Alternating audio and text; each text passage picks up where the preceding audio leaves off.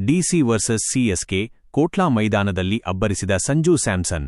ಡೆಲ್ಲಿ ವಿರುದ್ಧ ಸುಲಭ ಜಯ ಸಾಧಿಸಿದ ಸಿಎಸ್ಕೆ. ಗಾಯಕ್ವಾಡ್, ಉರ್ವಿಲ್ ಪಟೇಲ್ ಅಲ್ಪ ಮೊತ್ತಕ್ಕೆ ಔಟ್. 156 ರನ್ಗಳ ಸಾಧಾರಣ ಗುರಿ ಬೆನ್ನಟ್ಟಿದ 5 ಬಾರಿಯ ಚಾಂಪಿಯನ್ ಸಿಎಸ್ಕೆ ತಂಡದ ಮೊತ್ತ 24 ರನ್ಗಳಾಗುವಷ್ಟರಲ್ಲಿ ನಾಯಕ ಋತುರಾಜ್ ಗಾಯಕ್ವಾಡ್ ವಿಕೆಟ್ ಕಳೆದುಕೊಂಡಿತು.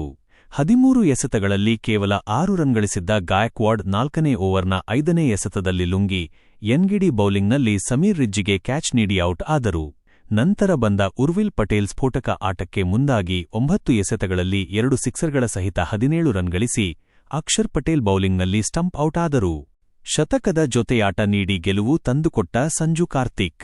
ಆದರೆ 3ನೇ ವಿಕೆಟ್ಗೆ ಒಂದುಗೂಡಿದ ಸಂಜು ಸ್ಯಾಮ್ಸನ್ ಹಾಗೂ ಕಳೆದ ಪಂದ್ಯದ ಹೀರೋ ಕಾರ್ತಿಕ್ ಶರ್ಮಾ 114 ರನ್ಗಳ ಜೊತೆಯಾಟ ನಡೆಸಿ ತಂಡವನ್ನ ಇನ್ನೂ ಎಸೆತಗಳಿರುವಂತೆ ಗೆಲುವಿನ ಗಡಿ ದಾಟಿಸಿದರು. ಆರಂಭಿಕನಾಗಿ ಬಂದು ಕೊನೆಯವರೆಗೂ ಆಡಿದ ಸಂಜು ಸ್ಯಾಮ್ಸನ್ 52 ಎಸೆತಗಳಲ್ಲಿ 7 ಬೌಂಡರಿ, 6 ಸಿಕ್ಸರ್ಗಳ ಸಹಿತ ಅಜೇಯ 87 ರನ್ ಗಳಿಸಿದರೆ, ಕಾರ್ತಿಕ್ ಶರ್ಮಾ 31 ಎಸೆತಗಳಲ್ಲಿ 4 ಬೌಂಡರಿ, 2 ಸಿಕ್ಸರ್ಗಳ ಸಹಿತ ಅಜೇಯ 41 ರನ್ ಗಳಿಸಿ ತಂಡವನ್ನ ಗೆಲುವಿನ ಗಡಿ ದಾಟಿಸಿದರು. ಡೆಲ್ಲಿ ಕ್ಯಾಪಿಟಲ್ಸ್ ಪರ ನಾಯಕ ಅಕ್ಷರ್ ಪಟೇಲ್ ಹಾಗೂ ಲುಂಗಿ ಎನ್ಗಿಡಿ ತಲಾ 1 ವಿಕೆಟ್ ಪಡೆದರು. ಬ್ಯಾಟಿಂಗ್ ವೈಫಲ್ಯ ಅನುಭವಿಸಿದ ಡೆಲ್ಲಿ. ಇದಕ್ಕೂ ಮುನ್ನ ತವರಿನಲ್ಲಿ ನಿರ್ಣಾಯಕ ಪಂದ್ಯದಲ್ಲಿ ಟಾಸ್ ಗೆದ್ದು ಬ್ಯಾಟಿಂಗ್ ಮಾಡಿದ ಡೆಲ್ಲಿ ದಯನೀಯ ವೈಫಲ್ಯ ಅನುಭವಿಸಿತು. ಮೊದಲ 5 ಬ್ಯಾಟರ್ ಕನಿಷ್ಠ 20 ರನ್ ಗಳಿಸಲಾಗದೆ ವಿಕೆಟ್ ಕೈಚೆಲ್ಲಿದರು. ಪಾತುಮ್ ನಿಸ್ಸಾಂಕ 14 ಎಸೆತಗಳಲ್ಲಿ 19 ರನ್ ಗಳಿಸಿ 4ನೇ ಓವರ್ನಲ್ಲಿ ಮುಕುಲ್ ಚೌಧರಿಗೆ ವಿಕೆಟ್ ಒಪ್ಪಿಸಿದರು.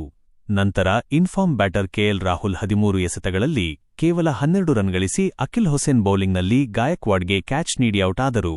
ನಂತರ ಬಂದ ಕರುಣ್ ನಾಯರ್ 13 ಎಸೆತಗಳಲ್ಲಿ 13 ಹಾಗೂ ನಿತೀಶ್ ರಾಣಾ 13 ಎಸೆತಗಳಲ್ಲಿ 15 ರನ್ ಗಳಿಸಿ ನೂರ್ ಅಹ್ಮದ್ ಬೌಲಿಂಗ್ನಲ್ಲಿ ವಿಕೆಟ್ ಒಪ್ಪಿಸಿದರು.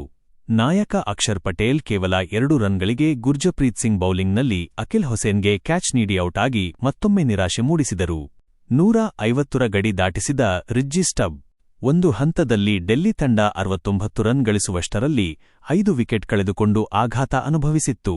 120ರಿಂದ 130 ರನ್ ಗಳಿಸಿದರೆ ಹೆಚ್ಚು ಎನ್ನುವ ಸ್ಥಿತಿ ತಲುಪಿತ್ತು. ಆದರೆ ಟ್ರಿಸ್ಟಾನ್ ಸ್ಟಬ್ ಹಾಗೂ ಸಮೀರ್ ರಿಜ್ಜಿ 6ನೇ ವಿಕೆಟ್ ಜೊತೆಯಾಟದಲ್ಲಿ 65 ರನ್ಗಳ ಅದ್ಭುತ ಜೊತೆಯಾಟ ನಡೆಸಿ 155 ರನ್ಗಳ ಸವಾಲಿನ ಮೊತ್ತ ದಾಖಲಿಸಲು ನೆರವಾದರು.